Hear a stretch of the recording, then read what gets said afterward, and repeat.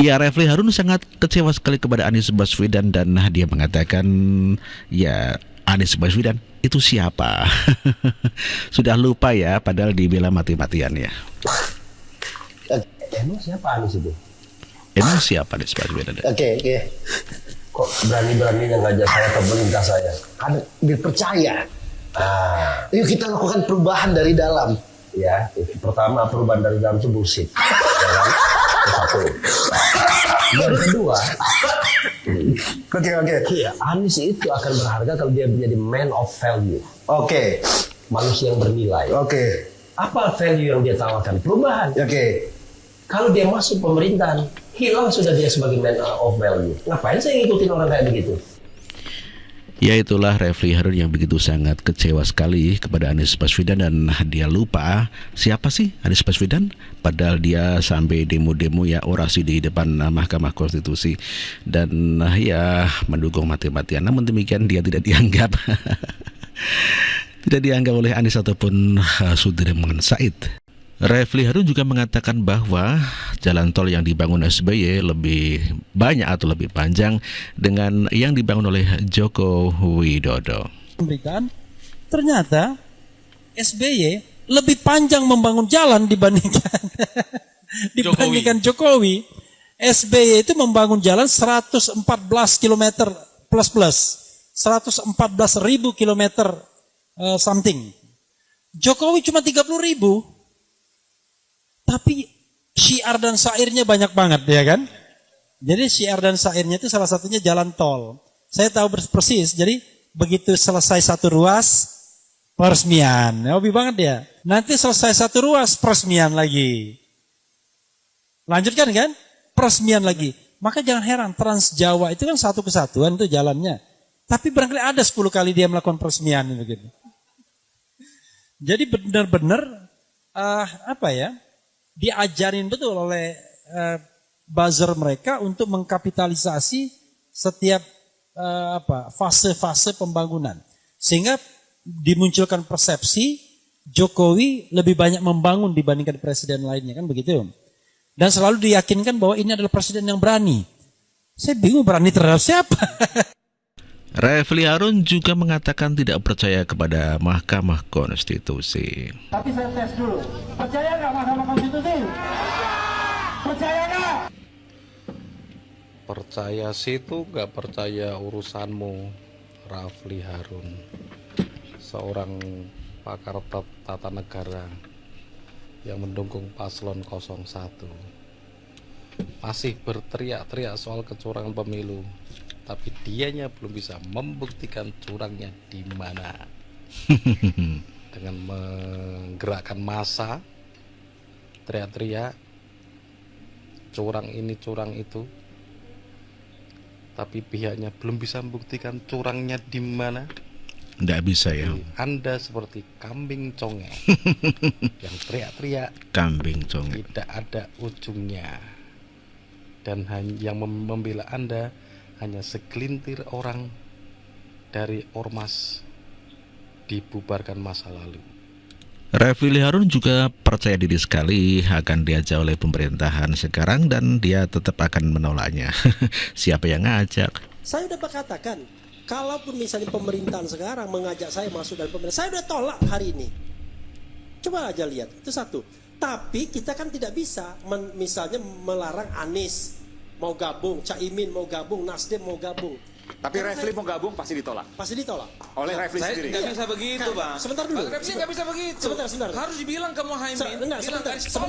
Sebentar. Untuk berkoalisi. Saya akan sampai sana. Nah, untuk yang otonom, saya akan mengatakan tidak, oke? Tetapi saya akan bilang juga sama Anies dan Muhaimin, Anda itu sudah dibantu, sudah ditolong, sudah disupport oleh banyak orang yang berharap Indonesia akan lebih baik dengan Anda. Kalau Anda gabung dengan pemerintahan, Anda menjadi pengkhianat. Kan begitu. Ini dengar ya. Anies dan Muhaimin, kalau Anda gabung dengan pemerintahan dan tidak mau menjadi oposisi, Anda pengkhianat. Kan sederhana. Termasuk ketiga partai pengusungnya juga, Pak. Sebentar dulu. Bilang haram hukumnya berkoalisi. Sebentar, bagaimana? Refli Harun mengatakan sangat kecewa sekali kepada Anies dan Muhaimin yang bergabung ke dalam pemerintahan, dan dia mengatakan bahwa Anies dan Muhaimin sebagai pengkhianat. Ternyata Refli Harun tidak dianggap oleh tim 01, yaitu Sudirman Said. Saya kira Bang Refli pidato di depan gedung parlemen ya, bukan mewakili 01. Dan kehadiran Bang Refli meskipun beliau adalah Dewan Pakar, itu saya kira bukan dalam kapasitas mewakili Pak Anies, tapi sebagai warga negara yang ingin menyuarakan. Refli Harun mengatakan saya bagian dari 01. Saya jujur mengatakan. Sebut pemilu curang, namun demikian Refli Harun tidak bisa membuktikan di Mahkamah Konstitusi atas kecurangan itu. Jadi kita punya agenda civil society adalah pemilu yang jurdil tentunya kan. Kita tidak ingin pemilu itu curang misalnya. Itu agenda civil society yang saya kira sampai sekarang bukannya makin mendekati tapi makin jauh gitu dari makanya kadang-kadang saya nyindir tuh teman-teman saya kan yang masih tinggal di sana. Titi Anggra ini kemarin saya sama-sama di Palembang kan diundang. Saya bilang, Ti, kamu tahu nggak pemilu kita ini udah di setting begini-begini hasilnya. Lalu ngapain juga kamu berjuang untuk pemilu yang jurdil? Saking kita itu sudah mulai nggak percaya bahwa pemilu itu bisa jujur dan adil. Nah, itulah salah satu yang menyebabkan saya pikir agak pindah lokus. Karena keep netral itu bagus kalau everything is going right ya kan. Tapi kalau misalnya banyak hal yang buruk, misalnya satu contoh pemilu, yakin nggak bahwa apa yang diumumkan, saya bilang pemilu itu tidak hanya pilpres loh, ada DPR, DPD dan DPRD. Yakin nggak bahwa yang diumumkan KPU atau KPUD itu adalah mereka yang dipilih rakyat? Saya nggak yakin loh. Terutama di DPD ya? Oh enggak dong. DPR juga iya, DPRD juga iya. Kan saya juga pernah ngikutin kasus-kasus di mana anggota KPU-nya main. Bahkan sekarang ada kan yang wanita emas kemarin kan. Kemudian Bawaslu-nya main, mantan Bawaslu main. Ya kan? Jadi sampai kapanpun sepertinya bakalan terus ada gugatan ke MK ya atas hasilnya. Salah satu indikatornya adalah saya kira cuma kita dan beberapa negara yang buruk seperti Meksiko dan Brazil yang sengketanya banyak. Ya, ratusan ada sengketa. Karena apa? Karena pemain semua. Yakin nggak bahwa kita tidak ada money politik? Oh, money politik semua. Bahkan saya mengatakan barangkali kalau yang terpilih 575, jangan-jangan yang money politik 580. Artinya semua money politics kan.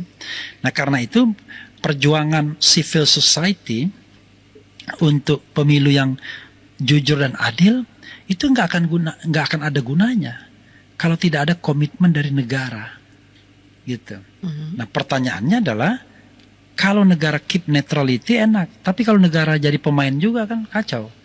Saya mengartikan negara itu penguasa ya. Kalau kita bicara konsep negara itu kan, negara itu pemerintah, rakyat, dan tanah kan, wilayah. Tapi kalau kita bilang negara itu penguasa sesungguhnya yang kita bilang. Nah, kalau penguasanya punya kepentingan misalnya, dan dia punya state apparatus, dia punya state financial resources, dia punya state facilities misalnya, wah itu bisa digunakan untuk melakukan pemenangan.